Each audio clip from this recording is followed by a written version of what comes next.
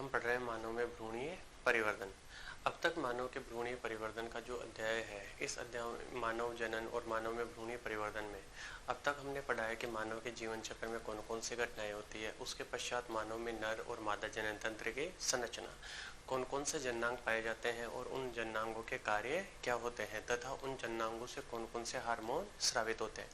इसके पश्चात हमने पढ़ा है युग्मक जनन, और युग्मक जनन की क्रिया के बाद में हम पढ़ चुके हैं निषेचन की क्रियाविधि कि किस प्रकार से नर और मादा युग्मक मिलकर युग्मनज का निर्माण करते हैं।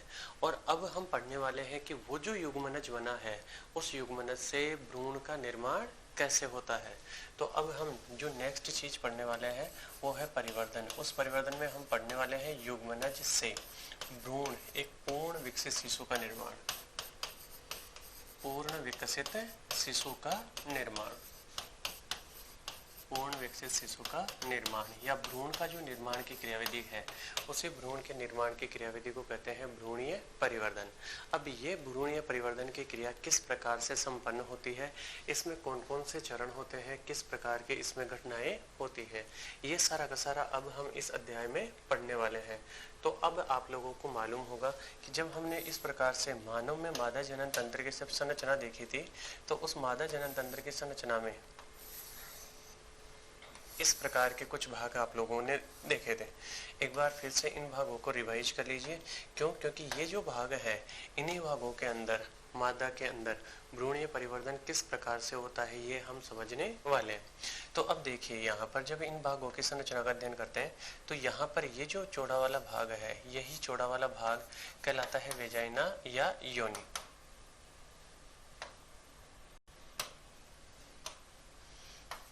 ये भाग क्या कहलाता है? वेजाइना या योनि। अब ये जो योनि है, इस योनि से आगे का ये जो भाग है ये भाग कहलाता है सर्विक्स। और ये जो सर्विक्स भाग है, इस सर्विक्स भाग में कहाँ पर ओपनिंग होती है? गर्भाशय के अंदर ओपनिंग होती है, यानी गर्भाशय में खुलता है। अब इस सर्विक्स में दो छिद्र बताए थे आपको। इसका ये जो बाहर वाला छिद्र है इसको तो कहा था एक्सटर्नल ओस, और ये जो अंदर वाला छिद्र है इसको कहा था इंटरनल ओस। तो इस प्रकार से इस सर्वाइकल कैनाल के दो छिद्र होते हैं। वेजाइना की तरफ का जो छिद्र है वो तो कहलाता है बाह्य ओस, और जो गर्भाशय की ओर का छिद्र होता है वो कहलाता है आंतरिक ओस। अब ये जो भाग है यही भाग है गर्भाशय गुहा। अब ये जो गर्भाशय गुहा है, ये गर्भाशय गुहा आगे की ओर जुड़ी हुई दो संरचनाओं से, और ये जो दोनों जुड़ी हुई संरचनाएं हैं, ये दोनों जुड़ी हुई संरचनाएं कौन है? अंडवाहिनियां। अब ये जो अंडवाहिनियां है, इसी अंडवाहिनी को हमने गर्भाशय वाहिनी, ओविडक्ट, फैलोपियन ट्यूब भी नाम दिया है। और निषेचन की क्रिया में मैंने आपको बताया था कि जो अंडाणु और शुक्राणु का जो मिलन होता है, वही अंडाणु और शुक्राणु का मिलन कहाँ पर होता है? इसे अंडवाहिनी में होता है। अब यहाँ पर इन अंडवाहिनियों के आगे की ओर आप लोग ये जो संरचना देख रहे हैं, यही संरचना कौन है? अंडाशय। और ये जो अंडाशय है, इन्हीं अंडाशयों में अंडाणुओं का निर्माण होता है। अब यहाँ से इस अंडवाहिनी का भी ये जो प्रारंभिक भाग आप देख रहे हैं, ये प्रारंभिक भाग इस प्रकार से कीप की तरह है। और ये जो कीप की तरह का जो भाग है, यही कीप की तरह के भाग को हमने कहा था इनफंडिबुलम, या इस कीप की तरह के भाग को कहते हैं कीपक। ठीक है। और ये जो कीपक है, इस कीपक में एक छिद्र पाया जाता है, उस छिद्र को हमने नाम दिया था ओस्टियम। और इसके चारों तरफ कोशिकाओं की एक झालर पाई जाती है, उस झालर को फिम्बरी कहते हैं, जो कि अंडाणुओं को ग्रहण करने या अंडाणुओं को पकड़ने का कार्य करती है। अब ध्यान से सुनिएगा यहाँ पर क्या क्या प्रोसेस हुई थी। इधर देखो, ये जो अंडाशय है, इस अंडाशय का जो कोर्टेक्स वाला भाग होता है, देखो इसमें भी आपको बताया था कि इसके मेडुलरी भाग में अंडाणुओं का निर्माण नहीं होता, उसमें रक्तवाहिनियां, तंत्रिकाएं और चिकनी पेशियां पाई जाती है। तथा इसका जो कोर्टेक्स भाग है, उसी कोर्टेक्स भाग में अंडाणुओं का निर्माण होता है। अब यहाँ से बनने के बाद में ये जो अंडाणु है, ये अंडाणु इस LH हार्मोन के प्रभाव में इस अंडाशय से निकलकर आ जाता है अंडवाहिनी में। और ये जो अंडवाहिनी का भाग है, यही अंडवाहिनी का भाग है एम्पुला। कौन सा भाग है? एम्पुला भाग। तो अंडवाहिनी के कौन से भाग में आ गया अंडाणु? एम्पुला भाग में। एम्पुला भाग कह ले या एम्पुला और स्तमस का संधि स्थल कह ले, तो कौन से भाग में आ जाता है? एम्पुला भाग में आ जाता है। अब आपको याद हो तो हमने पढ़ाया था आपको कि ये जो नर होता है, नर और मादा, जिन दोनों के मध्य जब लैंगिक क्रिया होती है तो उस लैंगिक क्रिया में नर शुक्राणुओं को मादा जनन तंत्र के वेजाइना या योनि भाग में मुक्त करता है। शुक्राणुओं को कहाँ पर मुक्त करता है? वेजाइना या योनि भाग में। और इन शुक्राणुओं को वेजाइना या योनि भाग में मुक्त करने की क्रिया को वीर्य सेचन कहते हैं।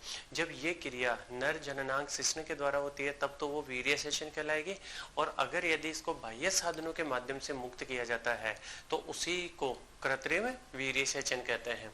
अभी इस वीर्य सेचन के द्वारा जब शुक्राणु को इस वेजाइना भाग में मुक्त किया गया है तो वेजाइना भाग से शुक्राणु रसायनु चलन की क्रिया के द्वारा ये सर्विक्स को पार करते हुए कहां पर आ जाते हैं? गर्भाशय में, और फिर गर्भाशय से प्रवेश कर जाते हैं अंडे वाहिनी में। ठीक है, और जैसे ही ये शुक्राणु इस अंड वाहिनी में अंडाणु के संपर्क में आते हैं, ये कौन आ गया? शुक्राणु।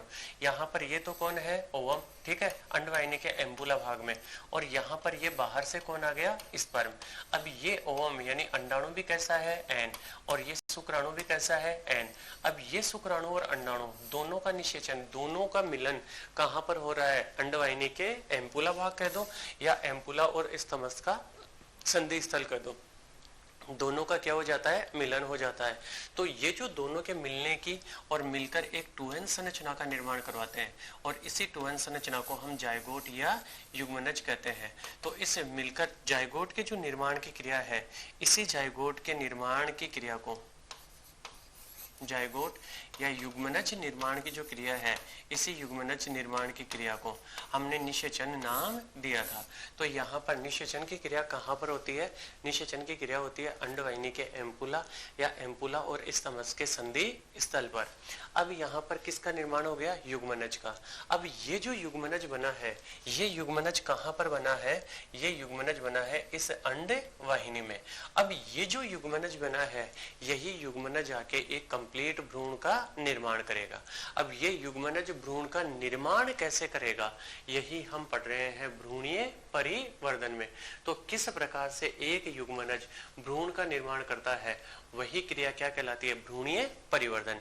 तो अब यहाँ से हम उस युग्मनज में क्या क्या प्रोसेस हो रही है, कैसे कैसे उसमें विभाजन होगा, किस प्रकार से एक भ्रूण का निर्माण होगा, ये अब हम पढ़ने वाले हैं। तो ध्यान से देखिए, यहाँ पर इस अंडवाहिनी के इस एम्पुला और एम्पुला भाग में किसका निर्माण हो गया? युग्मनज का। अब ये जो युग्मनज बना है, इस युग्मनज में क्या प्रारंभ हो जाते हैं? इस युग्मनज में प्रारंभ होते हैं समसूत्री विभाजन। कौन प्रारंभ हो जाते हैं? समसूत्री विभाजन। अब समसूत्री विभाजन प्रारंभ हो जाते हैं, परंतु आकार में वृद्धि, समसूत्री विभाजन होता है परंतु आकार में वृद्धि नहीं होती, यानी युग्मनज का आकार जितना है उतना का उतना ही रहता है, आकार में वृद्धि नहीं होती। किसके आकार में वृद्धि नहीं होती? युग्मनज के आकार में वृद्धि नहीं होती। यानी पहले इस इतने युग्मनज में एक ही कोशिका है, तो अब ये तो है युग्मनज, और अब इस युग्मनज में कितनी कोशिका हो गई? 2 कोशिका हो गई। तो यहाँ पर आप लोग देख रहे होंगे विभाजन तो कौन सा हुआ है? समसूत्री। यानी ये भी कैसा है? 2n। तो ये जो बनने वाली दोनों कोशिकाएं हैं, ये दोनों कोशिकाएं भी कैसी है? 2n। और ये जो युग्मनज के चारों तरफ का आवरण है, यही चारों तरफ का आवरण कहलाता है जोना पेलुसिडा। अब आप लोग सोच रहे होंगे कि सर अंडाणु में तो इसके चारों तरफ, अंडाणु के चारों तरफ तो इस प्रकार से कौन था? अंडाणु के चारों तरफ कोरोना रेडिएटा नाम का आवरण भी उपस्थित था। तो आप लोगों को याद हो तो मैंने कहा था कि जब शुक्राणु अंडाणु में प्रवेश करता है तो उससे हाइलुरोनिडेज एंजाइम निकलता है, जो कि उस अंडाणु के कोरोना रेडिएटा की जो पुटक कोशिकाएं हैं उनको जोड़ने वाले पदार्थ को हमने नाम दिया था हाइलुरोनिक अम्ल। उस हाइलुरोनिक अम्ल को वह हाइलुरोनिडेज एंजाइम घोल देता है, और उस हाइलुरोनिडेज एंजाइम के कारण जब हाइलुरोनिक अम्ल घुल जाता है तो पुटक कोशिकाएं अलग हो जाती है और कोरोना रेडिएटा नष्ट हो जाता है।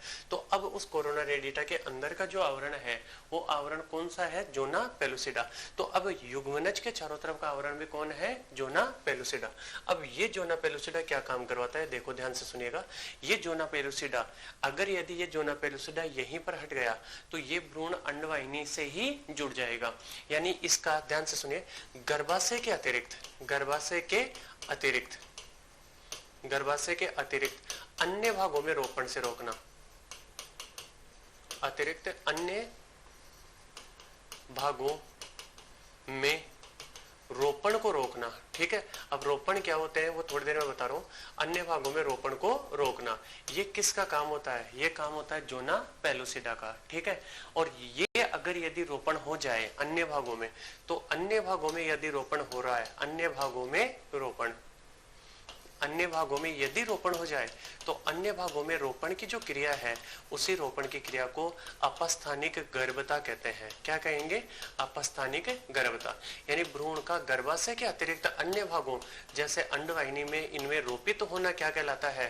अपस्थानिक गर्भता या एक्टोपिक प्रेगनेंसी कहलाता है। तो यहाँ पर आप लोगों को समझ में आ गया होगा ये जोना पेलुसिडा का आवरण क्या काम करवाता है। इस युग्मनज के चारों तरफ का आवरण किसका बना हुआ है? जोना पेलुसिडा का। और ये जोना पेलुसिडा का आवरण भ्रूण को गर्भाशय के अतिरिक्त अन्य भागों में रोपित होने से बचाता है। और अन्य भागों में रोपण होने की जो क्रिया है उसी क्रिया को अपस्थानिक गर्भता एक्टोपिक प्रेगनेंसी कहते हैं।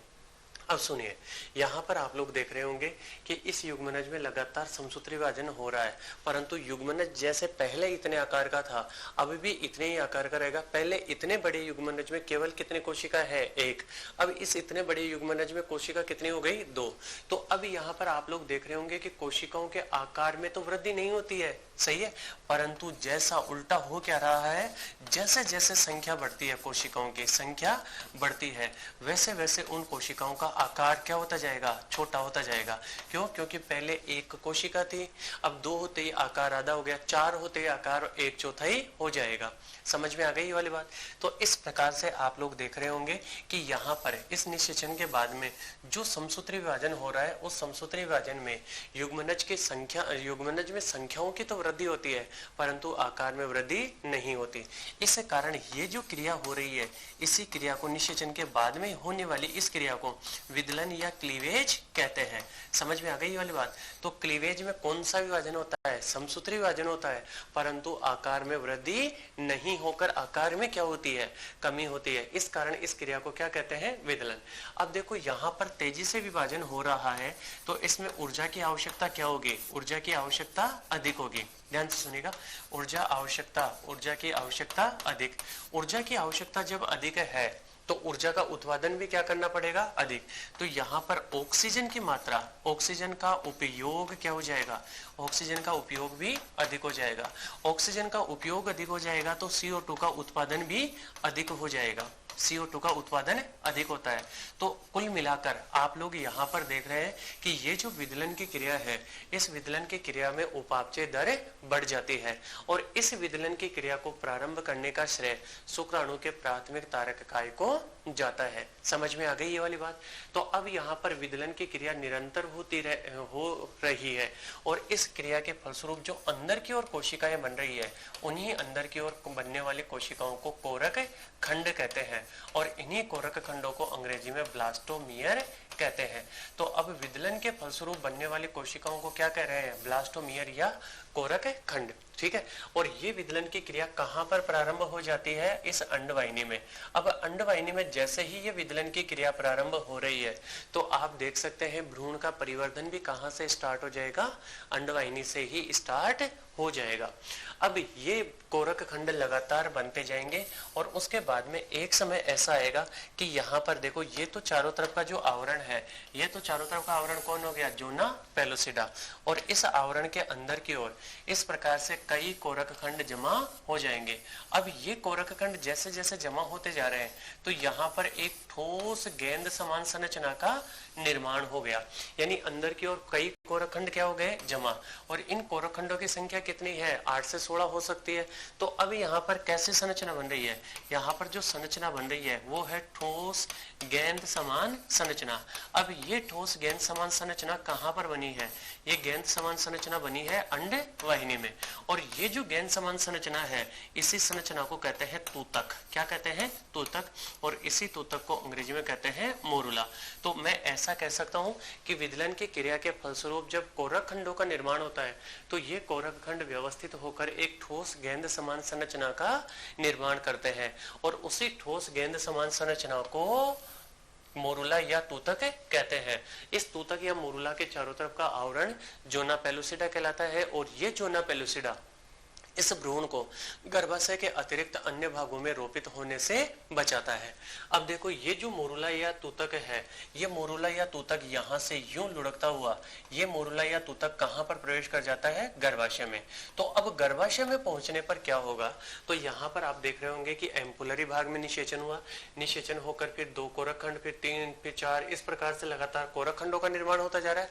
और कोरकखंड बनते बनते जब ये गर्भाशय में पहुंचता है तो एक ठोस गेंद समान संरचना का निर्माण हो जाता है, और वही ठोस गेंद समान संरचना मोरुला या तूतक कहलाती है। अब गर्भाशय में ये मोरुला कहां पर पहुंचेगी? गर्भाशय में। तो नेक्स्ट जो परिवर्तन हो रहा है वो परिवर्तन क्या है वो सुनिएगा। मोरुला के गर्भाशय में पहुंचने पर, मोरुला गर्भाशय में पहुंचने पर, गर्भाशय में पहुंचने पर, ठीक है। अब पहुंचने पर क्या क्या परिवर्तन होंगे? तो गर्भाशय में पहुंचने पर पहला जो परिवर्तन होता है वो पहला परिवर्तन जोना पेलुसिडा नष्ट हो जाती है। जोना पेलुसिडा नष्ट हो जाती है। अब जब जोना पेलुसिडा नष्ट हो गई तो फिर इसके चारों तरफ का आवरण भी नष्ट हो गया। तो अब कोई ना कोई नया आवरण बनेगा कि नहीं बनेगा? तो अब यहाँ पर दूसरा जो नया आवरण बनता है वो आवरण बनता है पोषक कोशिकाओं का, पोषक सेल्स, ठीक है।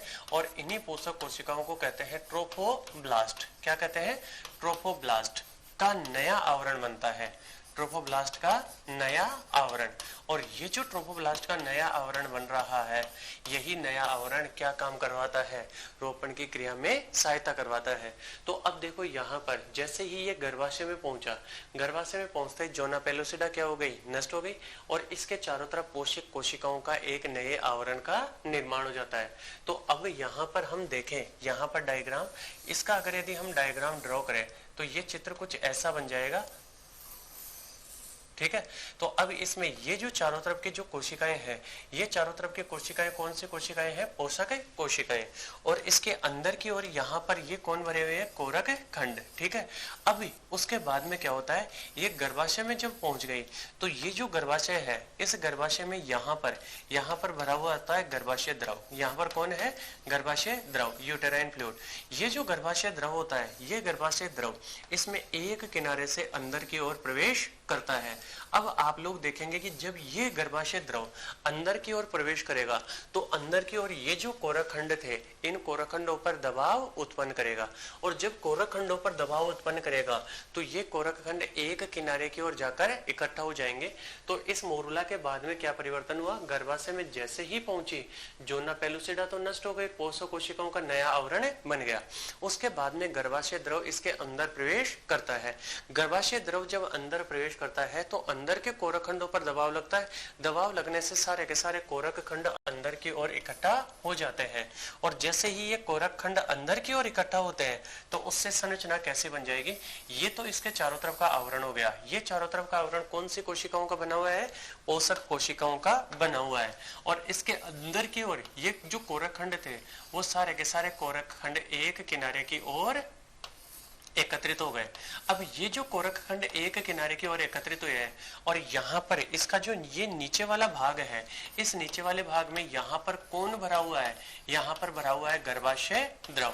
तो आप लोग देख रहे होंगे यहाँ पर क्या क्या परिवर्तन हुए कि जैसे ही गर्भाशय द्रव अंदर की ओर जाता है तो सारे के सारे कोरकखंड एक किनारे की ओर इकट्ठा हो जाते हैं।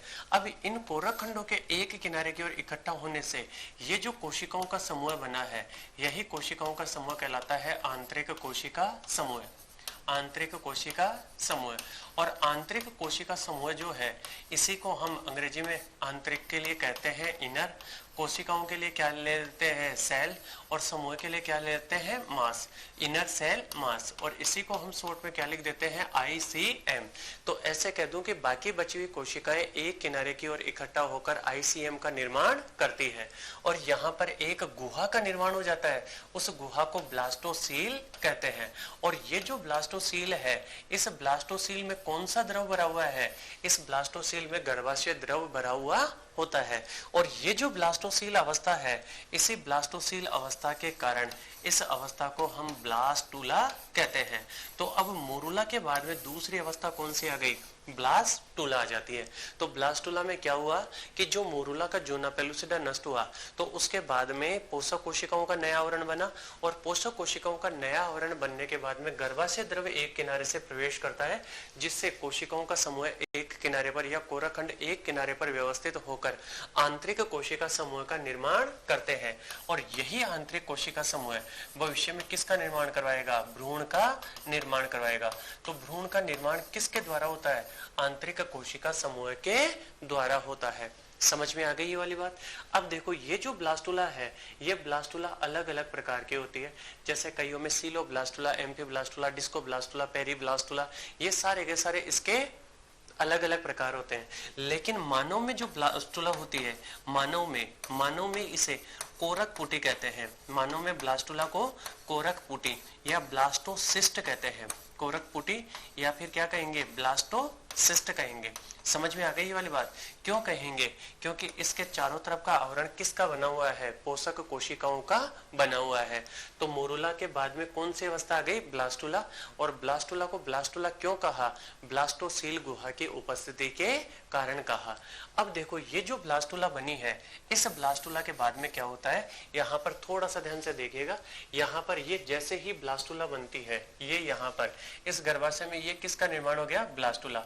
और ये ब्लास्टूला के अंदर कौन है? आंतरिक कोशिका समूह।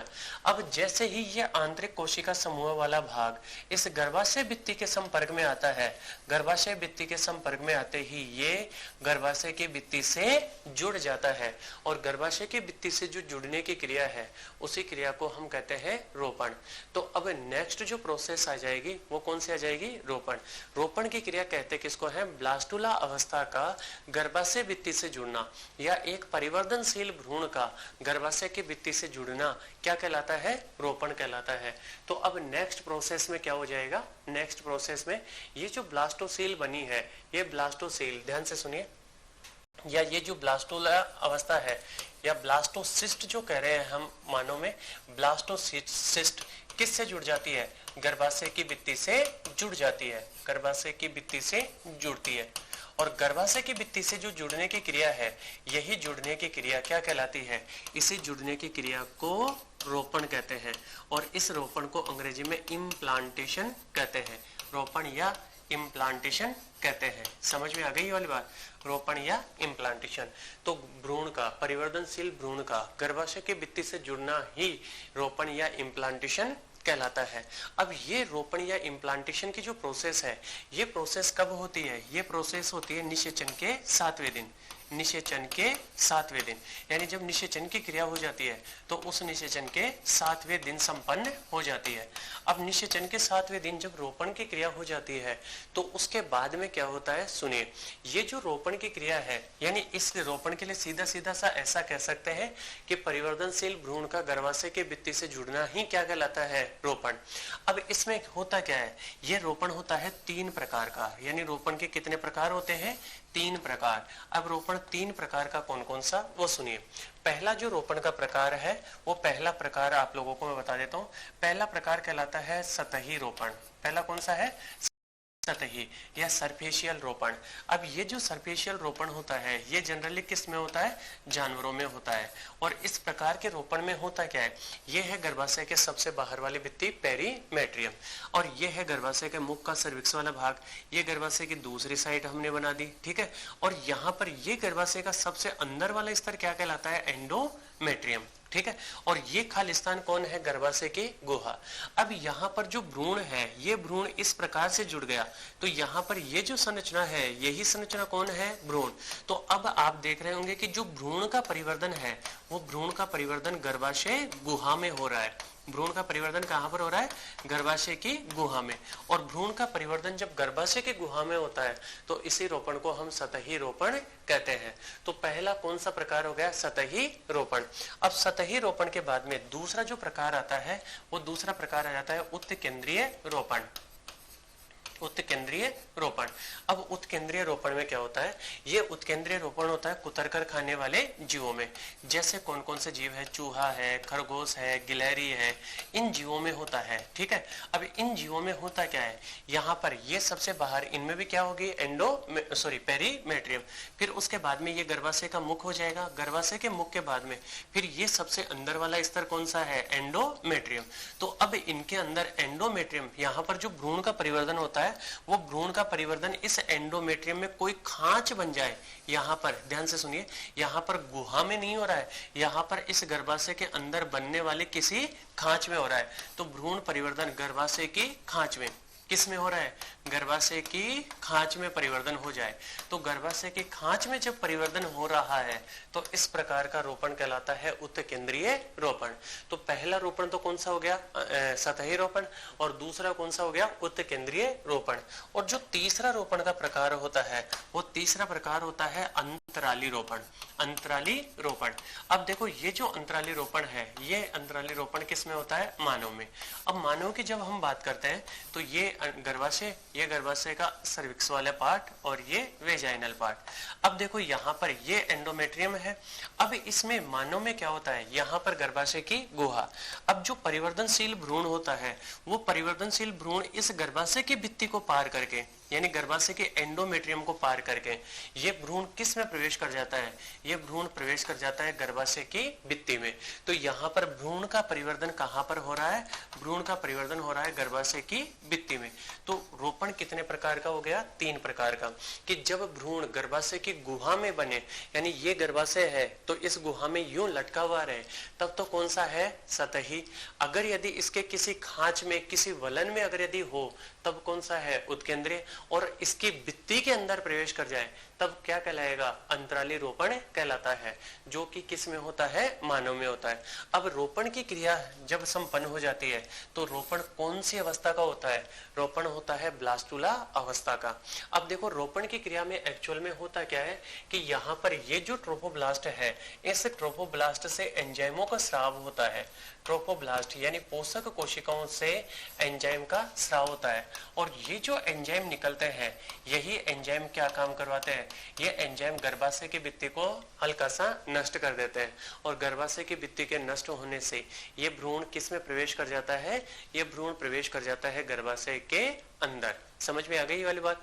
तो अब रोपण के कितने प्रकार हो गए, 3 प्रकार। तो अब यहाँ के बाद में अब जो भी चरण हो रहे हैं, जो भी अवस्थाएं होंगी, वो अवस्थाएं किसके बाद में आएगी, वो अवस्थाएं आएंगी ब्लास्टुला के बाद की।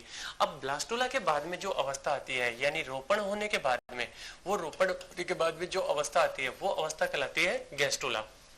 और इस गैस्टुला के जो बनने की क्रियाविधि है, इस क्रियाविधि को कहते हैं कंदुकन। क्या कहते हैं, कंदुकन। यानी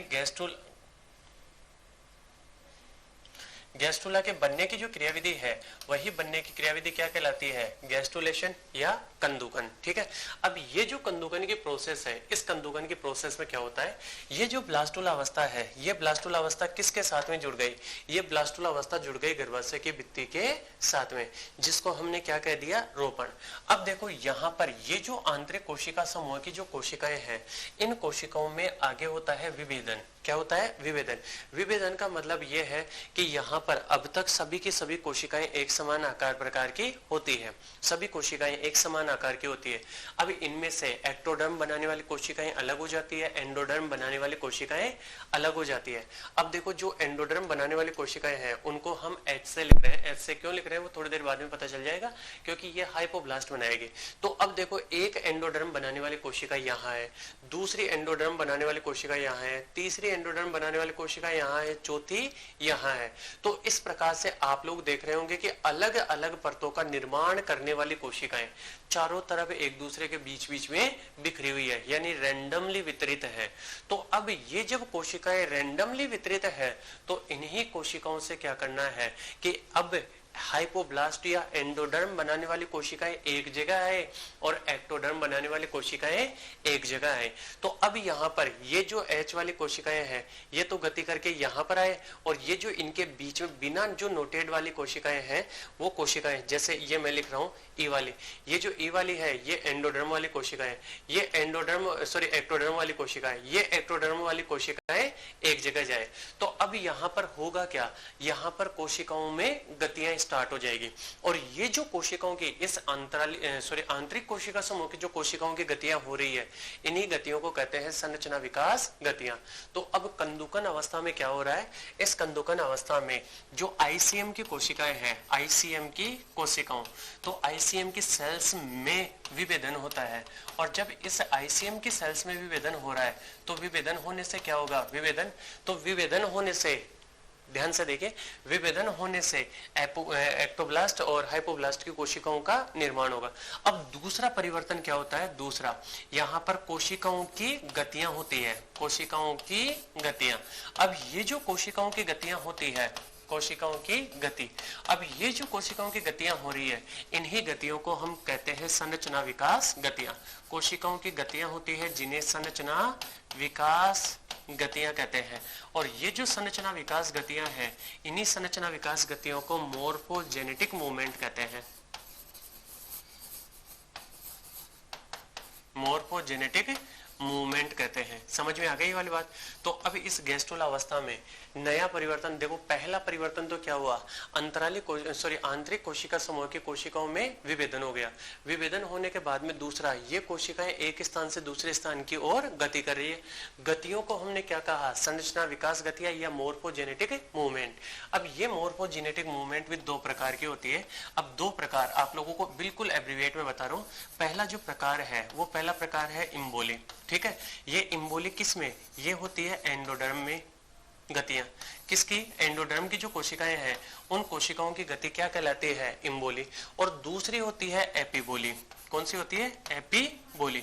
अब ये जो एपिबोली है, ये एपिबोली होती है एक्टोडर्म की कोशिकाओं में, यानी एक्टोडर्म की कोशिकाओं में जो गतियां होती है वो तो कहलाती है एपिबोली, और एंडोडर्म की जो कोशिकाओं में गतियां होती है वो होती है इम्बोली।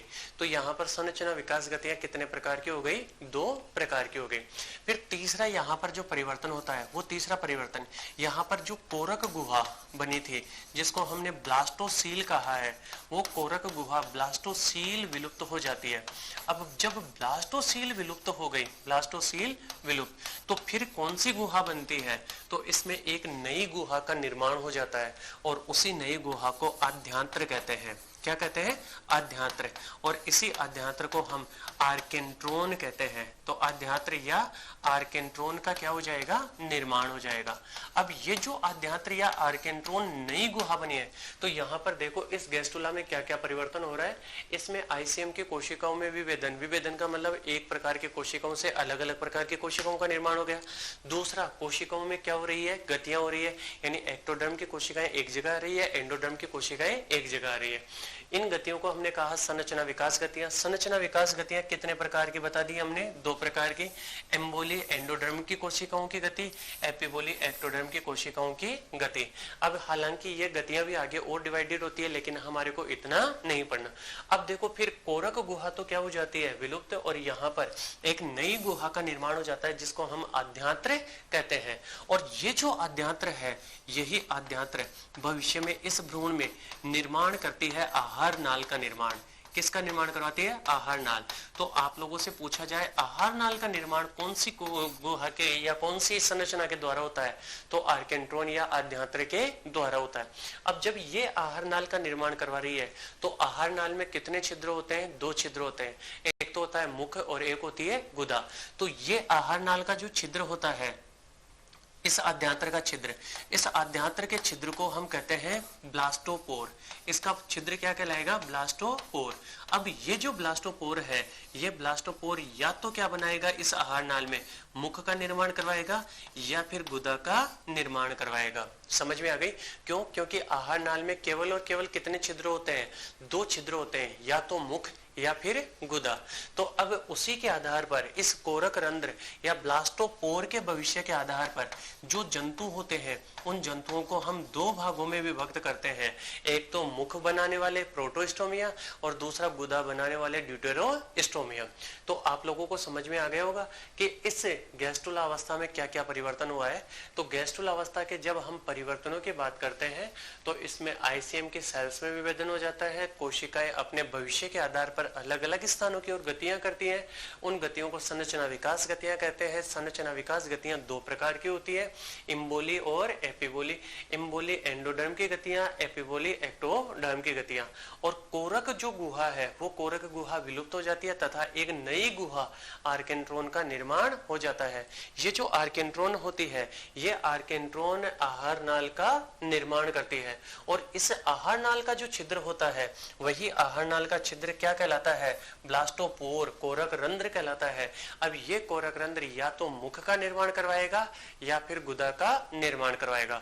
यदि मुख का निर्माण करवाता है तो ऐसे जंतुओं को प्रोटोस्टोमिया और गुदा का निर्माण करवाता है तो ड्यूटेरोस्टोमिया कहते हैं। समझ में आ गई ये वाली बात।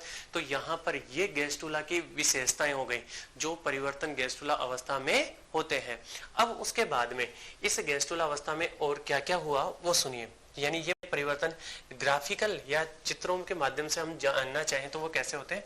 तो यहाँ पर ये सबसे पहले ये तो चारों तरफ का आवरण कौन सी कोशिकाओं का आवरण है, पोषक कोशिकाओं का आवरण है। अब देखो आईसीएम की जो कोशिकाएं थी उस आईसीएम की कोशिकाओं में से कुछ कोशिकाएं, ध्यान से सुनिएगा, आईसीएम की कोशिकाओं में से कोशिकाएं यूं नीचे की ओर चपटी हो जाती है। अब ये कोशिकाएं जब नीचे की ओर चपटी हो गई तो ये जो कोशिकाओं की परत बनी है इस कोशिकाओं की परत को हम कहते हैं हाइपोब्लास्ट। ठीक है, तो आईसीएम की कोशिकाओं ने गति की और गति करके जो एंडोडर्म बनाने वाली कोशिकाएं हैं वो कोशिकाएं एक जगह इकट्ठा हो गई और ये जब एक जगह इकट्ठा हुई है तो उस परत को हमने कहा है हाइपोब्लास्ट और ये हाइपोब्लास्ट भविष्य में निर्माण करवाती है एंडोडर्म का। ठीक है, अब बाकी की जो बची हुई कोशिकाएं हैं वो बाकी की बची हुई कोशिकाएं इसके ऊपर खंबे की तरह व्यवस्थित हो जाती है। कैसे व्यवस्थित हो जाती है, खंबे की तरह व्यवस्थित हो जाती है और खंबे की तरह व्यवस्थित होकर इस प्रकार से लंबी संरचनाओं या एक नई परत का निर्माण करती है। अब ये जो नई परत बन रही है यही नई परत कहलाती है एक्टोब्लास्ट। क्या कहलाएगी, सॉरी, यही परत क्या कहलाती है, एपीब्लास्ट। और ये एपीब्लास्ट भविष्य में किसका निर्माण करवाती है, ये एपीब्लास्ट निर्माण करवाती है एक्टोडर्म का। तो यहाँ पर कोशिकाओं की कितनी परतें बन गई, दो परतें बन गई। यानी आईसीएम अब दो परतों में विभक्त हो गई। एक तो नीचे की ओर हाइपोब्लास्ट जो किसका निर्माण करवाती है, एंडोडर्म का, और उसके ऊपर की ओर लंबी खंबे के समान कोशिकाएं जो किसका निर्माण जो क्या कहलाती है, एपीब्लास्ट, और किसका निर्माण करवाती है, एक्टोडर्म का।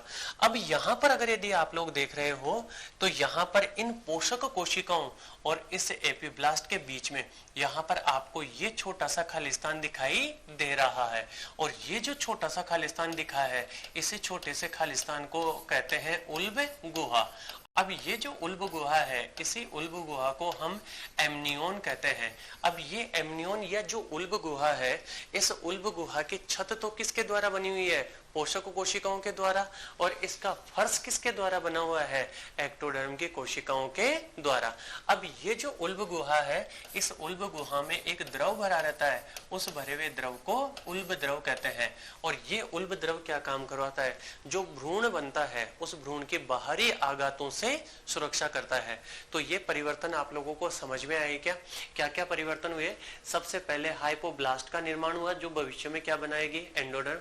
फिर उसके ऊपर लंबी खंबे के समान कोशिकाओं का निर्माण हुआ जो एपीब्लास्ट एक्टोडर्म बनाएगी, और उसके ऊपर की जो खालिस्तान है, गुहा जो बनी है, उस गुहा को उल्ब गुहा या एमनियोन कहते हैं, और उस एमनियोन में उल्ब द्रव भरा हुआ रहता है। ठीक है, अब उसके बाद में नेक्स्ट परिवर्तन, नेक्स्ट चेंज क्या होता है, ये जो हाइपोब्लास्ट की कोशिकाएं हैं ये चारों तरफ की कौन सी कोशिकाएं हैं, पोषक कोशिकाएं।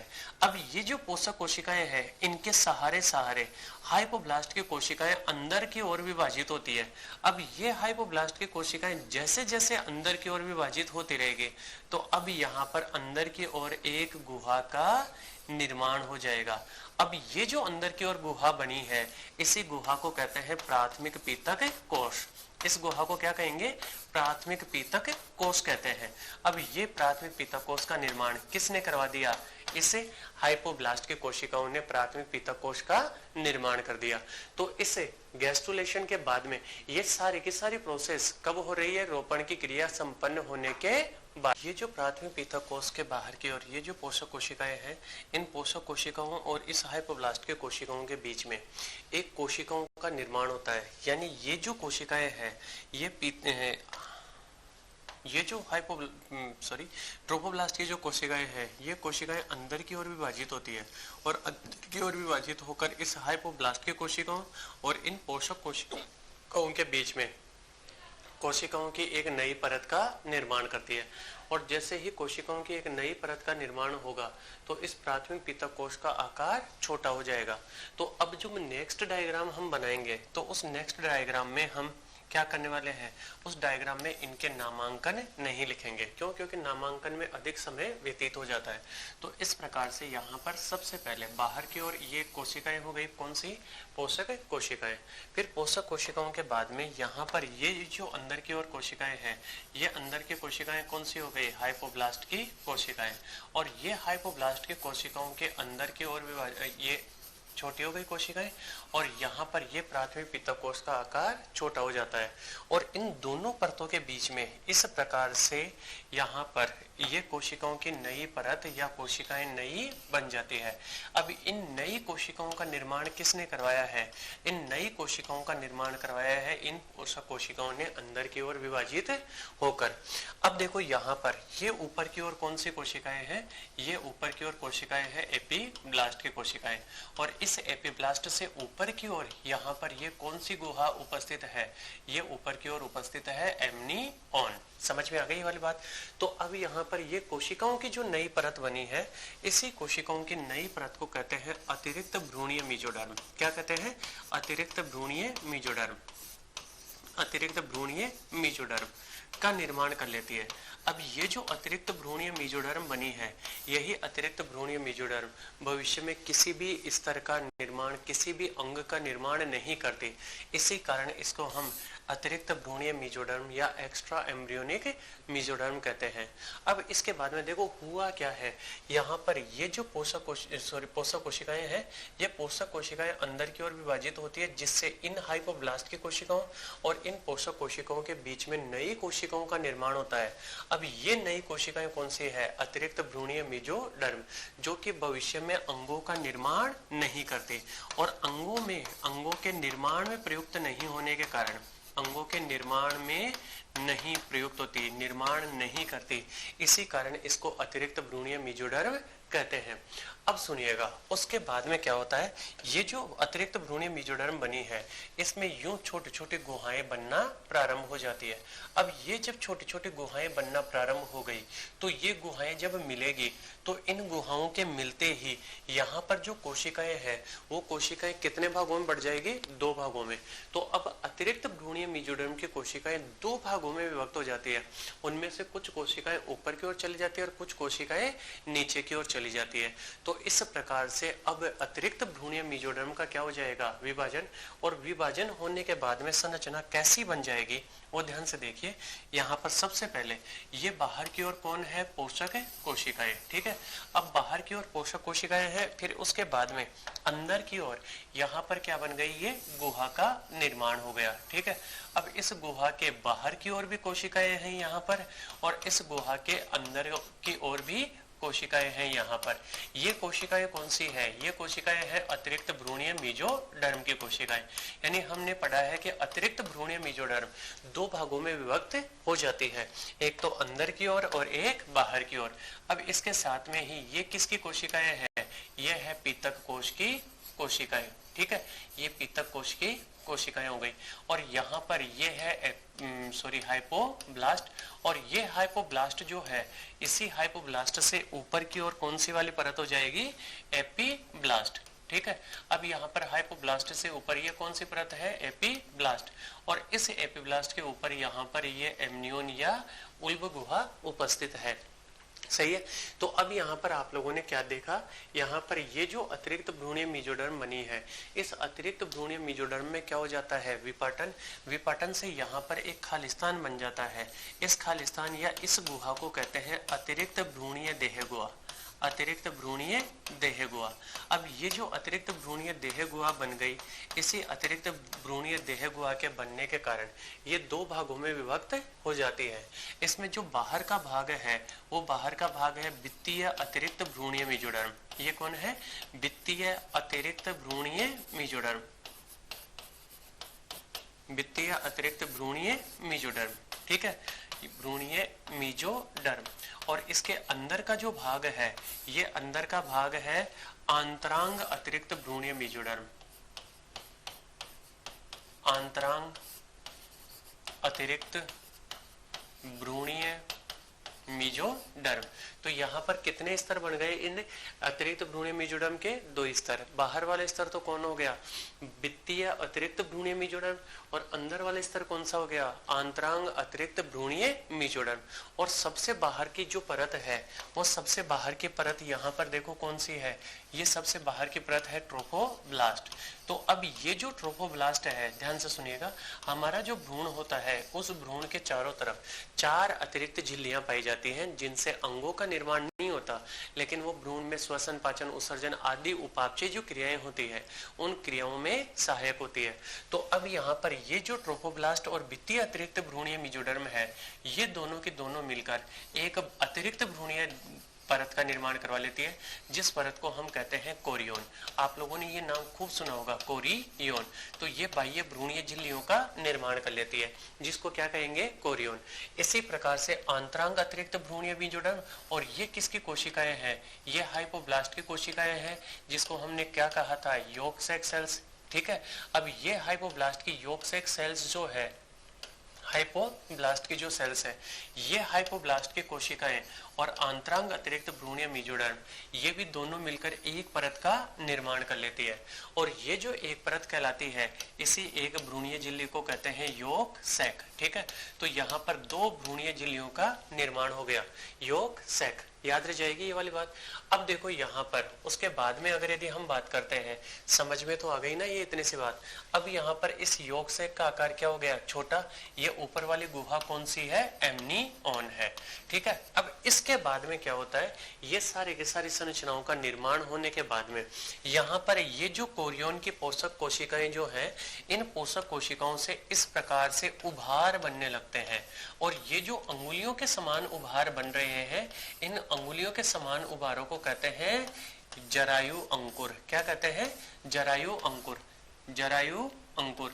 और ये जो जरायु अंकुर है, ये जरायु अंकुर अंग्रेजी में कहलाते हैं कोरियोनिक विलाई। क्या कहलाते हैं? Chorionic villi. तो ये जो कोरियोन नाम की परत बनी है, इसी कोरियोन नाम की परत से कौन बने हैं? जरायु अंकुर, कोरियोनिक विलाई।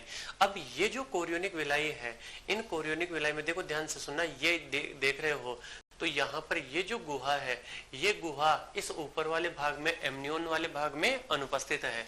तो जिस भाग में ये गुहा अनुपस्थित होती है, उस भाग को हम योजक व्रंत कहते हैं। क्या कहते हैं?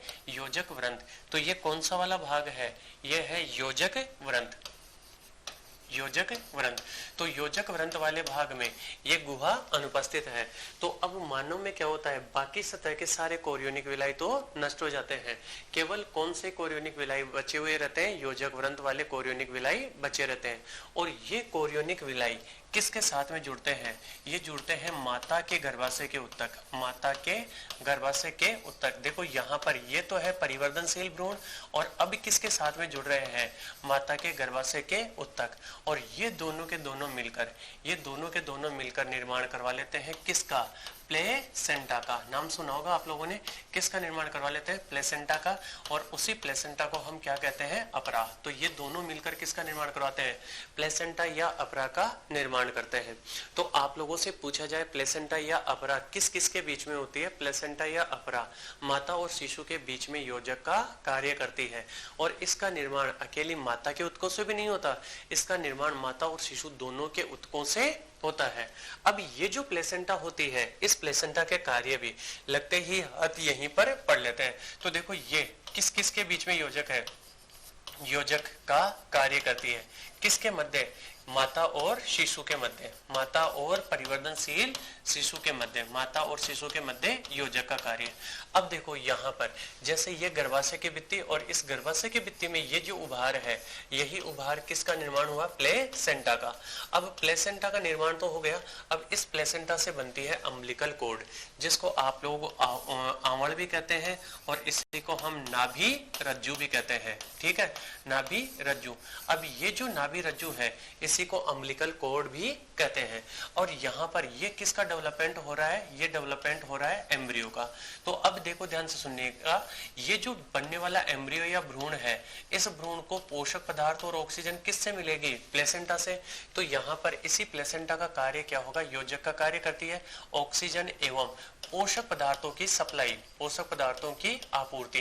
क्यों? क्योंकि इस भ्रूण को ऑक्सीजन और पोषक पदार्थ कौन उपलब्ध करवाएगी? प्लेसेंटा। अब देखो यहाँ पर ये जो भ्रूण है, इस भ्रूण में जब उपापचय क्रिया यानी ऑक्सीजन और पोषक पदार्थों का उपयोग होगा तो अपशिष्ट पदार्थ और CO2 का निर्माण भी होगा। तो उन पदार्थों को हटाने का काम भी किसका होगा? तो यहाँ पर तीसरा काम क्या हो गया? CO2 एवं उत्सर्जित पदार्थों को हटाना, CO2 एवं उत्सर्जित पदार्थों को हटाना, उत्सर्जित पदार्थों को हटाना। ये भी काम किसका हो जाएगा? उत्सर्जित पदार्थों को हटाना। ये काम भी प्लेसेंटा का ही होता है। तो प्लेसेंटा माता और शिशु के मध्य योजक का कार्य करती है, उस शिशु को ऑक्सीजन और पोषक पदार्थों की तो आपूर्ति करवाती है तथा उस शिशु में बनने वाले अपशिष्ट पदार्थों का परिवहन करती है। इसके अलावा इस प्लेसेंटा से कई निकलते हैं हार्मोन। अब इस प्लेसेंटा से कौन कौन से हार्मोन निकलते हैं? इन हार्मोनों में पहला जो हार्मोन है उसका नाम है ये जो हार्मोन निकलते हैं, हालांकि इन हार्मोनों के बारे में हम वार्तालाप कर चुके हैं, किसमें? अंतःस्रावी वाले अध्याय में। अब देखो यहाँ पर जब हम इन हार्मोनों की बात करते हैं तो ये हार्मोन कई प्रोटीनीय हार्मोन भी होते हैं और कई स्टेरॉइड हार्मोन भी होते हैं। तो यहाँ पर तो हम बात कर रहे हैं प्रोटीनीय हार्मोन की। अब ये जो प्रोटीन हार्मोन निकल रहे हैं, ये प्रोटीन हार्मोन कौन कौन से होते हैं? इनमें से एक तो है HCG। HCG का पूरा नाम होता है human chorionic gonadotropin, human chorionic gonadotropin, chorionic gonadotropin. अब ये जो ह्यूमन कोरियोनिक गोनेडोट्रोपिन है, यही ह्यूमन कोरियोनिक गोनेडोट्रोपिन, ध्यान से सुनिएगा, ये गोनेडोट्रोपिन मूत्र के साथ में बाहर निकलता है। किसके साथ में? मूत्र के साथ बाहर। और जब ये मूत्र के साथ बाहर निकलता है तो इसी कारण, मूत्र के साथ बाहर, इसी कारण इसी की उपस्थिति के आधार पर, अगर यदि ये मूत्र में होगा तो इसी की उपस्थिति के आधार पर गर्भावस्था परीक्षण किया जाता है। तो मूत्र के साथ बाहर निकलता है। और ये हार्मोन जो होता है ना, ये केवल और केवल प्लेसेंटा से स्रावित होता है, इसके अलावा और किसी भाग से स्रावित नहीं होता। तो अब ये हार्मोन मूत्र में उपस्थित है, इसका मतलब प्लेसेंटा का निर्माण हो चुका है। और जब प्लेसेंटा का निर्माण हो चुका है, इसका मतलब गर्भाशय में भ्रूण का परिवर्तन हो रहा है। इस कारण इसी हार्मोन की उपस्थिति के आधार पर गर्भावस्था का परीक्षण किया जाता है। फिर इसके अलावा दूसरा जो हार्मोन होता है वो हार्मोन होता है HPL। इस HPL को कहते हैं ह्यूमन प्लेसेंटल लैक्टोजन। अब ये जो ह्यूमन प्लेसेंटल लैक्टोजन है, ये प्लेसेंटल लैक्टोजन क्या काम करवाता है? ये गर्भावस्था में स्तन ग्रंथियों के विकास को प्रेरित करता है। क्यों? क्योंकि स्तन ग्रंथियां जब विकसित होगी तो ही परिवर्तनशील या उत्पन्न होने वाला जो भ्रूण होगा, उस भ्रूण को जन्म के बाद में पोषण प्रदान किया जा सकेगा। दूसरे जो हार्मोन होते हैं वो हार्मोन होते हैं स्टेरॉइड हार्मोन। कौन से होते हैं? स्टेरॉइड। स्टेरॉइड हार्मोन कोलेस्ट्रॉल के व्युत्पन्न होते हैं। और जब हम इन स्टेरॉइड हार्मोनों की बात करते हैं तो इनमें एक तो होता है एस्ट्रोजन और दूसरा होता है प्रोजेस्टेरोन। एस्ट्रोजन और प्रोजेस्टेरोन, ये दोनों के दोनों हार्मोन कौन से होते हैं? स्टेरॉइड। अब ये जो प्रोजेस्टेरोन है, ये प्रोजेस्टेरोन हार्मोन गर्भाशय में संकुचनों को कम करके गर्भावस्था को बनाए रखता है। समझ में आई? तो प्लेसेंटा का निर्माण किसके द्वारा हुआ? ये जो भ्रूण था, इस भ्रूण के चारों तरफ जरायु अंकुर बने। जरायु अंकुर माता के गर्भाशय के ऊतकों के साथ में मिलते हैं और माता के गर्भाशय के ऊतकों के साथ में मिलकर किसका निर्माण करवाते हैं? प्लेसेंटा का, जो कि माता और शिशु के मध्य योजक का कार्य करती है। उस शिशु को ऑक्सीजन और पोषक पदार्थ उपलब्ध करवाती है, CO2 और अपशिष्ट पदार्थों को हटाने का काम करवाती है और विभिन्न प्रकार के हार्मोनों का स्राव करती है। अब देखो उसके बाद में क्या होता है, यहाँ के ये सारी की सारी संरचनाएं बनने के पश्चात ये सारी संरचनाएं बनने के पश्चात अब यहाँ पर ये जो हाइपोब्लास्ट की कोशिकाएं हैं, इन हाइपोब्लास्ट की कोशिकाओं में से ये बाकी कोशिकाएं तो ऐसे ही रह जाती है और इसके कुछ मध्य भाग की जो कोशिकाएं हैं, ये मध्य भाग की कोशिकाएं इस प्रकार से आकार में बड़ी या स्तंभाकार हो जाती है। ठीक है, हाइपोब्लास्ट की कुछ कोशिकाएं यहाँ पर इस भाग की कुछ कोशिकाएं कैसे हो जाती है, स्तंभाकार हो जाती है और स्तंभाकार होकर ये निर्माण कर देती है प्रोकार्डल प्लेट का। अब जैसे ही इस भ्रूण में प्रोकार्डल प्लेट का निर्माण हुआ तो प्रोकार्डल प्लेट बनते ही भ्रूण की अक्ष का निर्धारण हो जाता है। भ्रूणीय अक्ष का निर्धारण। अब आप लोग सोच रहे होंगे सर अक्ष क्या होती है, तो अक्ष का मतलब यहाँ पर कि किस और किस अंग का निर्माण होगा, यानी कौन सा सिर, तो कौन सी साइड में सिर बनेगा, कौन सी साइड में पैर बनेंगे, कौन सी साइड में दायां भाग बनेगा, कौन सी साइड में बायां भाग बनेगा। तो भ्रूण की अक्ष का निर्धारण कौन कर देती है, प्रोकार्डल प्लेट। ठीक है, अब प्रोकार्डल प्लेट बनने के बाद में ये इसके ऊपर कौन सी कोशिकाएं थी, एपीब्लास्ट की कोशिकाएं। ये एपीब्लास्ट की कोशिकाएं इस प्रोकार्डल प्लेट से ऊपर की ओर मूव करती है और जब ये ऊपर की ओर मूव करती है तो ऊपर की ओर इस प्रकार से एक संरचना का निर्माण करती है और ये जो ऊपर की ओर बनने वाली संरचना है, इसी संरचना को हम आदि रेखा कहते हैं और ये जो आदि रेखा है इसी को अंग्रेजी में कहते हैं प्रिमिटिव स्ट्रिक। आदि रेखा या प्रिमिटिव स्ट्रिक का निर्माण करती है। अब जब प्रिमिटिव स्ट्रिक का निर्माण हो गया तो ये जो प्रिमिटिव स्ट्रिक बन गई, ध्यान से सुनिएगा, इस प्रिमिटिव स्ट्रिक के अंदर की ओर ये दोनों ओर से ये कोशिकाएं विभाजित होती है अंदर की ओर और अंदर की ओर ये कोशिकाएं विभाजित होती है जिससे इन दोनों स्तरों के बीच में कोशिकाओं का निर्माण हो जाता है और इन दोनों स्तरों के बीच में ये जो कोशिकाओं का नया स्तर जो बन रहा है, यही नया स्तर कहलाता है क्या, यही स्तर कहलाता है मेसोडर्म। ठीक है, ये स्तर क्या कहलाएगा, मेसोडर्म। अब देखो यहाँ पर ये एपीब्लास्ट तो क्या बनाएगी, एक्टोडर्म, और ये बीच वाला स्तर क्या बनाएगा, मेसोडर्म, और ये सबसे अंदर वाला क्या बनाएगा, एंडोडर्म। तो इस प्रकार से आप लोग देख रहे होंगे यहाँ पर तीनों प्रकार के जनन स्तरों का निर्माण हो जाता है, एक्टोडर्म, मेसोडर्म और एंडोडर्म। अब ये जो एक्टोडर्म वाला भाग है, ये एक्टोडर्म वाला भाग त्वचा और उसके व्युत्पन्न तंत्रिका तंत्र आदि का निर्माण करवाता है। फिर इसके बाद में मेसोडर्म वाला भाग जो होता है वो कंकाल तंत्र, पेशीय तंत्र, कनेक्टिव टिश्यू, सही है, इनका निर्माण करवाता है। और जो आंतरांग है जैसे अग्नाशय है, थायराइड है, पैराथायराइड है, आंत्र है, इन सब का निर्माण एंडोडर्म करवाती है। तो इस प्रकार से ये तीनों के तीनों स्तर शरीर के सभी अंगों का निर्माण करते हैं और इन सभी अंगों का निर्माण होते ही भ्रूण का क्या हो जाता है, परिवर्धन पूर्ण हो जाता है। तो यहाँ पर ध्यान से देखिएगा हमने क्या क्या संरचनाएं पढ़ी हैं, कैसे कैसे पढ़ी है, ये भ्रूणीय परिवर्तन किस प्रकार से हुआ है। एक बार फिर से इस सारी प्रोसेस को कंटिन्यूअसली हम एक ब्रीफ अकाउंट में ले रहे हैं, ध्यान से सुनिएगा। यहाँ पर ये जो मादा जनन तंत्र है, इस मादा जनन तंत्र में आपने देखा, ध्यान से सुनिए पूरी प्रोसेस एक साथ फिर से सीक्वेंसली। नर लैंगिक क्रिया के द्वारा शुक्राणुओं को वेजाइना भाग में मुक्त करता है। जब शुक्राणुओं को वेजाइना भाग में मुक्त कर देता है तो यहाँ से ये शुक्राणु गति करते हुए कहाँ पर चले जाते हैं, ये गति करते हुए अंडवाहिनी के एम्पुला भाग में चले जाते हैं। एम्पुला भाग में जाकर ये निषेचन की क्रिया के द्वारा किसका निर्माण करवा देते हैं, निषेचन की क्रिया के द्वारा ये निर्माण करवा देते हैं युग्मनज का। युग्मनज बनने के बाद में अब इस युग्मनज में क्या होता है, अब ये जो युग्मनज है, इस युग्मनज में लगातार समसूत्री विभाजन होते हैं परंतु आकार में वृद्धि नहीं होती। अब जब समसूत्री विभाजन होते हैं और आकार में वृद्धि नहीं होती तो इस क्रिया को नाम दे देते हैं विदलन। क्या कहते हैं, विदलन। और इस विदलन में ऊर्जा की आवश्यकता बढ़ जाती है, ऑक्सीजन का उपभोग बढ़ जाएगा और CO2 का उत्पादन बढ़ जाएगा, अर्थात कुल मिला के उपापचय क्रियाएं बढ़ जाएगी। अब यहाँ पर इस युग्मनज, ये जो परिवर्तनशील युग्मनज है, इसके चारों तरफ कौन सी कोशिकाएं होती है, इसके चारों तरफ जोना पेलुसिडा स्तर पाया जाता है जो कि इसको गर्भाशय के अतिरिक्त अन्य भागों जैसे उदर गुहा, जैसे अंडवाहिनी में रोपित होने से बचाता है। अगर यदि ये अंडवाहिनी में इनमें रोपित हो गया तो इसको पूर्ण परिवर्तन के लिए ऑक्सीजन और रक्त की सप्लाई नहीं हो पाएगी और ये भ्रूण क्या हो जाएगा, नष्ट हो जाएगा। अब देखो उस परिस्थिति से बचने के लिए यहाँ पर क्या करता है, गर्भाशय के अतिरिक्त भागों में रोपित होने से बचाता है। अब अगर यदि अन्य भागों में रोपण हो जाए तो उसी परिस्थिति को कहते हैं अपस्थानिक गर्भता या इसी को कहते हैं एक्टोपिक प्रेगनेंसी। तो अब एक्टोपिक प्रेगनेंसी की क्रियाविधि कंप्लीट हो गई। फिर उसके बाद में एक्टोपिक प्रेगनेंसी को किसने बचा दिया? जोना पेलुसिडा ने। अब देखो ये जो युग्मनज है, इस युग्मनज में लगातार विभाजनों से कोरखंडों का निर्माण होता रहता है। अब ये जो युग्मनजों में विभाजन से जो ठोस गेंद समान संरचना बनती है, उसे ठोस गेंद समान संरचना को हमने कहा है मोरूला या तूतक। ये मोरूला या तूतक का निर्माण किस में हो जाता है? अंडवाहिनी में। अब ये मोरूला या तूतक यहाँ से अंडवाहिनी से गति करता हुआ किस में पहुंच जाता है? गर्भाशय में। अब गर्भाशय में पहुंचने पर इस मोरूला या तूतक में क्या परिवर्तन होते हैं? तो इस मोरूला या तूतक की जोना पेलुसिडा नष्ट हो जाती है और इसके चारों तरफ कोशिकाओं का एक आवरण बन जाता है, जिनको कहते हैं पोषक कोशिकाएं। अब ये जो पोषक कोशिकाओं का आवरण बन गया, उसके बाद में इस संरचना में क्या होता है? इस संरचना में एक साइड से गर्भाशय द्रव अंदर प्रवेश करता है। अब गर्भाशय द्रव एक साइड से अंदर प्रवेश कर रहा है, तो उसके कारण ये जो अंदर वाली कोशिकाएं हैं, इन अंदर वाली कोशिकाओं पर क्या लगेगा?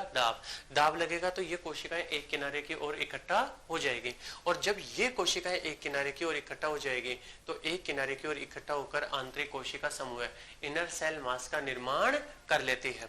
अब इनर सेल मास का फॉर्मेशन हो गया, निर्माण हो गया, तो उसके बाद में यही इनर सेल मास आगे भविष्य में किसका निर्माण करवाता है? भ्रूण का निर्माण करता है। तो आप लोगों से कंपटीशन में ऐसा पूछ लिया जाए कि ये जो भ्रूण है, इस भ्रूण का निर्माण किसके द्वारा होता है? इनर सेल मास के द्वारा होता है। और ये चारों तरफ की कोशिकाएं किसकी बनी हुई है? पोषक कोशिकाओं की, ट्रोफोब्लास्ट की। अब ये ट्रोफोब्लास्ट अच्छा, इसके अंदर ये जो नई गुहा बनी है, इस गुहा में कौन भरा होता है? गर्भाशय द्रव। और इस गर्भाशय द्रव से भरी हुई ये जो गुहा है, इस गुहा को कहते हैं ब्लास्टोसील। और इस ब्लास्टोसील गुहा की उपस्थिति के कारण ये जो अवस्था है, इस अवस्था को ब्लास्टुला अवस्था कहते हैं। अब ये जो ब्लास्टुला अवस्था है, इसी ब्लास्टुला अवस्था में ब्लास्टुला अवस्था को मानव में ब्लास्टोसिस्ट या कोरक पुटी कहते हैं। अब देखो यहाँ पर ये जो ट्रोफोब्लास्ट कोशिकाएं हैं बाहर की ओर की, इन ट्रोफोब्लास्ट कोशिकाओं से क्या निकलता है? एंजाइम। और वो एंजाइम क्या काम करवाता है? इस ब्लास्टुला अवस्था को गर्भाशय की भित्ति से जोड़ देता है। और गर्भाशय की भित्ति से जो जोड़ना होता है, उस क्रियाविधि को रोपण या इम्प्लांटेशन कहते हैं। और ये रोपण या इम्प्लांटेशन की जो क्रियाविधि होती है, ये क्रियाविधि निषेचन के 7वें दिन संपन्न होती है। रोपण की क्रियाविधि निषेचन के 7वें दिन संपन्न होती है। अब ये जो रोपण की क्रियाविधि होती है, ये रोपण की क्रियाविधि 3 प्रकार की होती है। देखो, पहला जो रोपण है वो होता है सतही रोपण, दूसरा होता है उत्केंद्रीय रोपण और तीसरा होता है अंतराली रोपण। सतही रोपण में भ्रूण का परिवर्तन जो गर्भाशय की गुहा होती है, उस गुहा के अंदर होता है। और ये किस में होता है? जानवरों में। अब इसके अंदर भ्रूण कहां पर? गर्भाशय की गुहा के अंदर परिवर्तित हो रहा है। ठीक है। फिर उसके बाद में उत्केंद्रीय में ये चूहे और गिलहरी में होता है, तथा इस रोपण में भ्रूण का परिवर्तन गर्भाशय की भित्ति में किसी न किसी खांच के अंदर होता है। और तीसरा जो रोपण होता है वो कहलाता है अंतराली रोपण। ये अंतराली रोपण मानव, चूहे आदि में होता है और इसमें भ्रूण का परिवर्तन गर्भाशय की भित्ति में संपन्न होता है। तो इस प्रकार से रोपण कितने प्रकार का होता है? 3 प्रकार का। अब रोपण के बाद में जो नेक्स्ट अवस्था आती है, वो अवस्था कहलाती है कंदुकन या गैस्ट्रुलेशन। अब ये जो कंदुकन या गैस्ट्रुलेशन की अवस्था है, इस अवस्था में क्या होता है? इस अवस्था में ये जो आईसीएम, आंतरिक कोशिका समूह की जो एक ही प्रकार की कोशिकाएं थी, ये कोशिकाएं अलग अलग प्रकार की कोशिकाओं में विभेदित हो जाती है। और अलग अलग प्रकार की कोशिकाओं में विभेदित होना, ये किसका लक्षण होता है? गैस्ट्रुला का। अब ये जो अलग अलग प्रकार की कोशिकाएं बनी है, इसमें एक्टोडर्म बनाने वाली कोशिकाएं एक जगह आती है, एंडोडर्म बनाने वाली कोशिकाएं एक जगह आती है। अर्थात इन कोशिकाओं में अब क्या होती है? गतियां। तो इन कोशिकाओं की गतियों को कहते हैं संरचना विकास गतियां। और इन संरचना विकास गतियों को मोर्फोजेनेटिक मूवमेंट कहते हैं। ये मोर्फोजेनेटिक मूवमेंट 2 प्रकार की होती है, एक तो इम्बोली और दूसरी होती है एपीबोली। अब ये जो इम्बोली है, ये इम्बोली की जो गतियां हैं, ये कौन सी कोशिकाओं में होती है? एंडोडर्म बनाने वाली में। और ये जो एपीबोली है, ये कौन से कोशिकाओं में? एक्टोडर्म बनाने वाली कोशिकाओं में। अर्थात एंडोडर्म बनाने वाली कोशिकाओं की गतियां इम्बोली और एक्टोडर्म बनाने वाली की एपीबोली कहलाएगी। फिर उसके बाद में इस गैस्ट्रुल अवस्था में कोरक गुहा, ये जो ब्लास्टोसील बनी थी, ये ब्लास्टोसील तो क्या हो जाएगी? नष्ट। और उसकी जगह उस कोरक गुहा के विलुप्त होने पर एक नई गुहा आर्केंट्रोन का निर्माण हो जाता है। और ये आर्केंट्रोन भविष्य में किसका निर्माण करवाती है? आहार नाल का। अब आहार नाल में 2 छिद्र होते हैं, या तो मुख या फिर गुदा। और इसी आर्केंट्रोन का जो छिद्र होता है वो आर्केंट्रोन का छिद्र क्या कहलाता है? कोरक रंध्र, ब्लास्टोपोर। तो अब ये कोरक रंध्र उन दोनों छिद्रों में से या तो मुख बनाएगा या फिर गुदा बनाएगा। अगर यदि ये मुख का निर्माण करता है तो ऐसे जंतुओं को हम कहते हैं प्रोटोस्टोमिया। और प्रोटोस्टोमिया आप लोगों ने वर्गीकरण में पढ़ा होगा, एनेलिडा, आर्थ्रोपोडा और मोलस्का के जंतु होते हैं। और अगर यदि यही गुदा का निर्माण करवाता है तो गुदा का निर्माण करवाने वाले क्या कहलाएंगे? ड्यूटेरोस्टोमिया। और ड्यूटेरोस्टोमिया में किसको सम्मिलित करेंगे? एकाइनोडर्मेटा और कोर्डेटा को सम्मिलित करते हैं। फिर उसके बाद में क्या होता है? उसके बाद में ये जो चेंज हो रहे हैं अब ये सारे के सारे भ्रूण के गर्भाशय के भित्ति में प्रवेश करने के पश्चात अर्थात रोपण के पश्चात होते हैं। अब उसके बाद में होता क्या है? उसके बाद में सबसे पहले जो आंतरिक कोशिका समूह की कोशिकाएं थी उन कोशिकाओं से कुछ कोशिकाएं चपटी होकर हाइपोब्लास्ट का निर्माण करती है। और यही हाइपोब्लास्ट भविष्य में किसका निर्माण करवाती है? एंडोडर्म का। फिर बाकी की बची हुई कोशिकाएं इस हाइपोब्लास्ट के ऊपर की ओर व्यवस्थित होकर लंबी खंबे के समान कोशिकाओं का निर्माण करती है। और ये जो कोशिकाओं की परत बनी है ये कहलाती है एपीब्लास्ट, जो कि भविष्य में किसका निर्माण करवाती है? एक्टोडर्म का।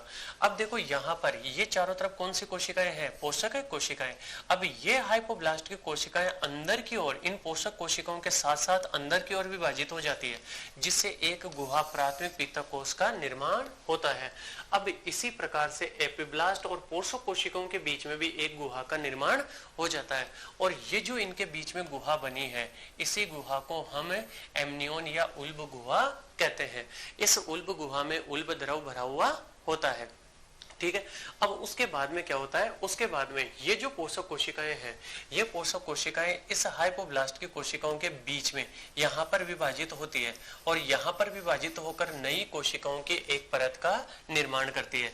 और इस कोशिकाओं की नई परत को अतिरिक्त भ्रूणीय मेसोडर्म कहते हैं। अब इसको अतिरिक्त भ्रूणीय मेसोडर्म क्यों कहा? क्योंकि भविष्य में इससे किसी भी प्रकार के अंग का निर्माण नहीं होता।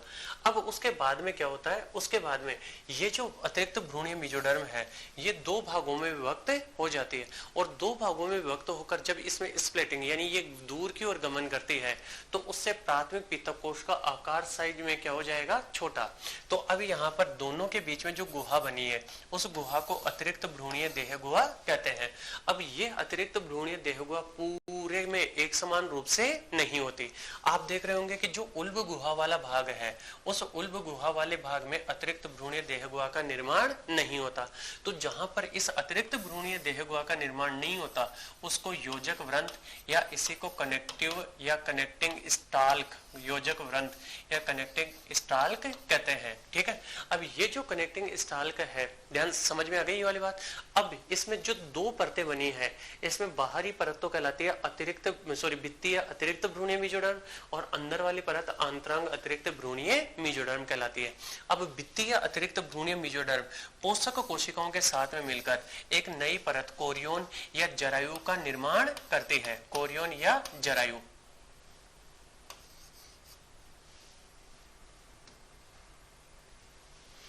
किसका निर्माण करवाती है? कोरियोन या जरायु का निर्माण करती है। और ये जो अंदर वाली हाइपोब्लास्ट की या एंडोडर्म की कोशिकाएं आंतरांग अतिरिक्त भ्रूणीय मेसोडर्म के साथ में मिलकर किसका निर्माण करवाती है? यॉर्क सैक का निर्माण कर लेती है। ठीक है। तो इस प्रकार से ये आप लोगों को समझ में आ गए होंगे, यॉर्क सैक का निर्माण कर लेती है। अब सुनो, उसके बाद में क्या होता है? यहाँ पर ये जो पूरी की पूरी कोरियोन है इस कोरियोन से चारों तरफ सतह पर अंगुली के समान उभार उत्पन्न होते हैं। और ये जो अंगुली के समान उभार उत्पन्न हो रहे हैं इन्हीं उभारों को जरायु अंकुर कहते हैं। अब ये जो जरायु अंकुर है कोरियोनिक विलाई है, ये कोरियोनिक विलाई माता के उत्तकों के साथ में मिलकर किसका निर्माण करवा लेते हैं? प्लेसेंटा या अपरा का निर्माण कर लेते हैं। तो ये तो है गर्भाशय की भित्ति और ये जो उभार बना है यही उभार कौन है? प्लेसेंटा या अपरा। और ये अपरा के द्वारा ये नाभि रज्जु या अम्बिलिकल कोड या ऊर्ण नाल जिसको हम कहते हैं उसके द्वारा ये कौन जुड़ा रहता है? भ्रूण जुड़ा रहता है। अब ये जो प्लेसेंटा है ये प्लेसेंटा क्या काम करती है? तो प्लेसेंटा आप देखेंगे यहाँ पर ये जो एम्ब्रियो है इस एम्ब्रियो को यहाँ से माता के ऊतकों से जोड़े रखने का काम कर रही है। तो ये माता और शिशु के मध्य योजक का कार्य करती है, यानी इन दोनों के बीच की सक्रिय क्रियात्मक इकाई। फिर ये एम्ब्रियो को ऑक्सीजन और पोषक पदार्थों की आपूर्ति करती है और उस एम्ब्रियो में बनने वाले CO2 और उत्सर्जी पदार्थों को हटाने का काम करती है। इसके अलावा प्लेसेंटा से कई हार्मोनों का भी स्राव होता है।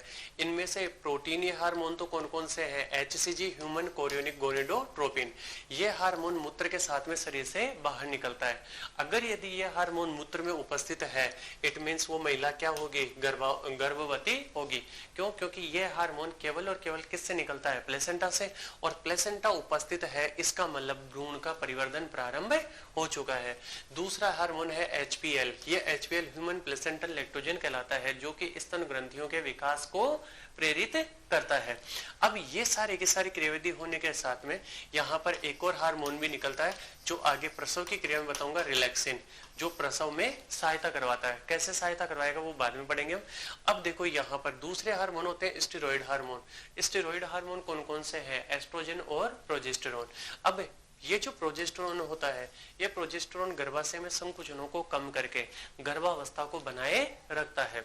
अब यहाँ पर ये सारे के सारी क्रियाविधि होने के बाद में ये जो हाइपोब्लास्ट है, इस हाइपोब्लास्ट के इस भाग की कोशिकाएं लंबी और खंबे के समान होकर किसका निर्माण करवाती है? प्रोकार्डल प्लेट का निर्माण करती है। और जैसे ही प्रोकार्डल प्लेट का निर्माण होगा, उसी के साथ में भ्रूणीय अक्ष का निर्धारण हो जाता है। और जैसे ही भ्रूणीय अक्ष का निर्धारण हुआ, तो उसी के साथ में उस भ्रूण में सिर भाग कौन सा है, मध्य भाग कौन सा है, पूंछ वाला या पैर वाला भाग कौन सा है, दायां कौन सा है, बायां कौन सा है, इन सभी का निर्धारण हो जाता है। अब उसके बाद में इस प्रोकार्डल प्लेट से एपिब्लास्ट की कोशिकाएं ऊपर की ओर उठकर आधी रेखा या प्रिमिटिव स्ट्रिक का निर्माण करती है और उससे अंदर की ओर विभाजित होकर किसका निर्माण करवाती है? मेसोडर्म का निर्माण करती है। तो इसी प्रकार से तीनों जनन स्तरों का निर्माण पूर्ण हो जाता है। और जैसे ही इन तीनों जनन स्तरों का निर्माण पूर्ण हो जाता है, तो इन तीनों जनन स्तरों से सभी भ्रूण के सभी अंगों का क्या हो जाएगा? निर्माण। और जैसे इन सभी अंगों का निर्माण हो जाएगा, तो इन अंगों का निर्माण होते ही क्या? भ्रूण का परिवर्धन भी पूर्ण हो जाएगा। अब देखो, ये जो भ्रूण के परिवर्धन की कहानी है, इस कहानी में अब हम पढ़ रहे हैं गर्भकाल। तो गर्भकाल किसको कहते हैं? गर्भकाल, इसी को हम कहते हैं गेस्टेशन। ठीक है। अब आप लोगों को मैं बताऊं कि जब ये जो भ्रूण है, इस भ्रूण का परिवर्तन जब माँ के गर्भ में हो रहा है, तो इस भ्रूण को पोषक पदार्थ भी कौन उपलब्ध करवा रहा है? माता का रक्त। ऑक्सीजन भी कौन उपलब्ध करवा रही है? माता का रक्त। फिर वहां से अपशिष्ट पदार्थों को हटाने का काम भी किसके द्वारा हो रहा है? माता के रक्त के द्वारा। तो अब जब भ्रूणीय परिवर्तन हो रहा है, तो उस भ्रूणीय परिवर्तन की क्रिया में उस माता में भी कई परिवर्तन होंगे। उसमें भी कई हार्मोनों का स्तर कम या ज्यादा होगा, उपापचय क्रियाएं कम या ज्यादा होंगी। उसको अपने डाइट पर भी क्या करना पड़ेगा? कंसंट्रेट करना पड़ेगा, जिससे कि उस डेवलपिंग जो अंदर पल रहा जो शिशु है, उसको पर्याप्त मात्रा में ऑक्सीजन और पोषक पदार्थ उपलब्ध हो जाए। तो अब इस बच्चे के रोपण से लेकर इसके जन्म तक का कार्य, जन्म तक का काल, यानी रोपण से, गर्भाशय से जुड़कर, गर्भाशय रोपण से लेकर, रोपण से कहां तक का? जन्म तक का जो समय है, ये जन्म तक का समय, जन्म का समय, यही समय क्या कहलाता है? गर्भकाल। जब गर्भकाल की बात करते हैं, तो गर्भकाल अलग अलग प्राणियों में अलग अलग होता है। जैसे कुछ प्राणियों में सालों का, 1 साल का, 2 साल का, कुछ प्राणियों में 6 महीने का, कुछ में 3 महीने का, और मानव में लगभग 9 महीने का होता है। तो ये गर्भकाल अलग अलग प्राणियों में अलग अलग समय का होता है। और मानव में इस गर्भकाल की हम बात करें, तो मानव में लगभग 9 माह, ठीक है, 9 माह, या फिर ऐसा कहते हैं 280 दिवस का गर्भकाल होता है। अब देखो, ये जो 280 दिवस का गर्भकाल है, इस गर्भकाल में उस माता में कई हार्मोनों का स्तर कम या ज्यादा होगा। तो अब देखो, यहाँ पर माता में, जहां पर मैं बात करूं, तो माता में BMR यानी आधार उपापचय दर, यानी जीवित रहने के लिए जो ऊर्जा की या जो श्वसन की, पाचन की जो आवश्यकता होती है, वो आधार उपापचय दर, बढ़ जाती है। आधार उपापचय दर में क्या हो जाती है? वृद्धि हो जाती है। और इस आधार उपापचय दर में वृद्धि होने का कारण क्या है? इसका कारण यह है कि जो माता अब तक खुद न्यूट्रिएंट्स ले रही थी, उसको अब अपने यूट्रस में डेवलपिंग जो फीटस है, उस फीटस को भी न्यूट्रिएंट्स उपलब्ध करवाने होंगे। तो यहाँ पर आधार उपापचय दर में वृद्धि। अब आधार उपापचय दर बढ़ाने के लिए उसमें कौन से हार्मोन का स्तर बढ़ेगा? उसमें थायरोक्सिन का स्तर भी बढ़ जाएगा।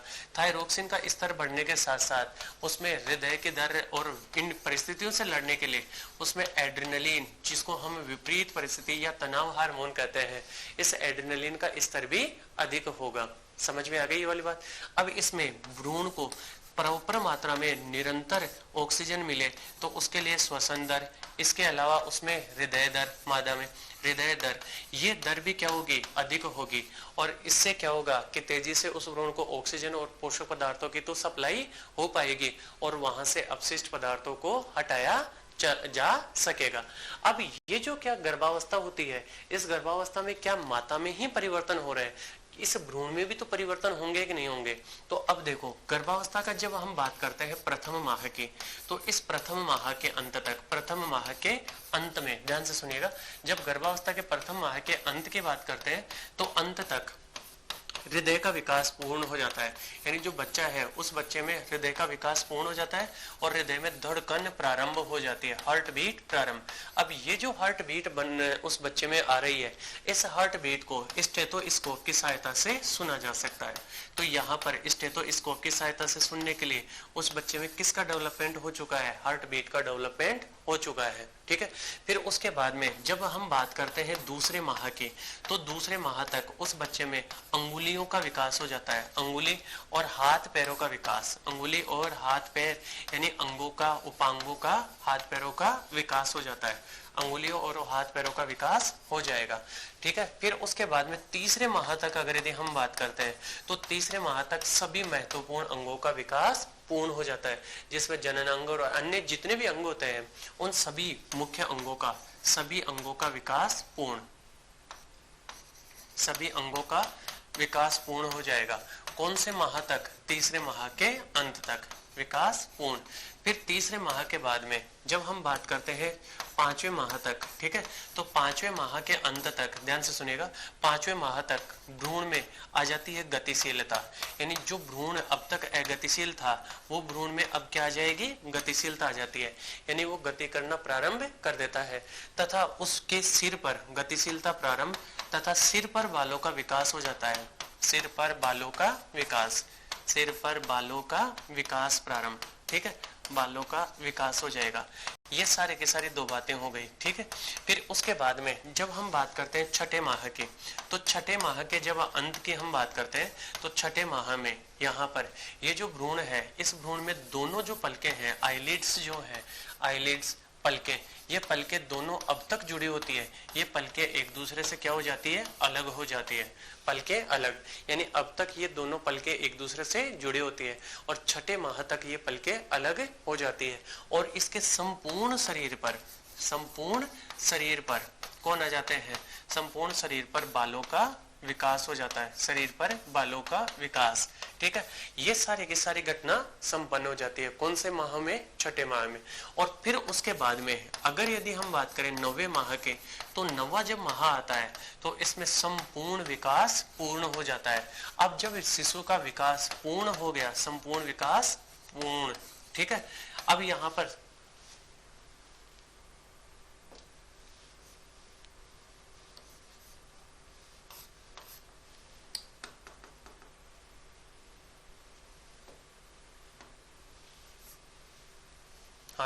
संपूर्ण विकास क्या हो जाएगा? पूर्ण हो जाएगा।